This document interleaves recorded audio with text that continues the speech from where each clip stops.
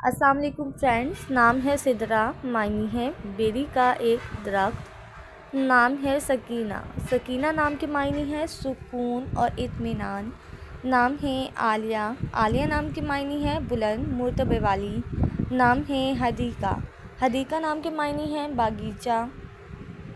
नाम है तमन्ना। तमन्ना नाम के मायनी है ख्वाहिश, आरू। नाम है इंशाल। इंशाल नाम के मायनी है इबादत करने वाली।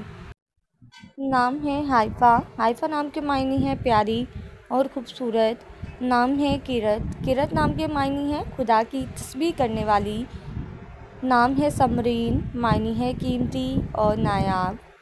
नाम है साहिरा। साहिरा नाम के मायने है सैर करने वाली।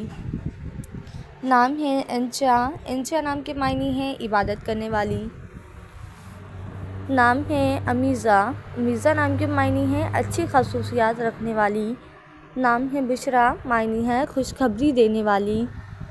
नाम है ज़ोया, मायने है चाहत और मोहब्बत। नाम है इशाल। इशाल नाम के मायने है जन्नत का लाल गुलाब।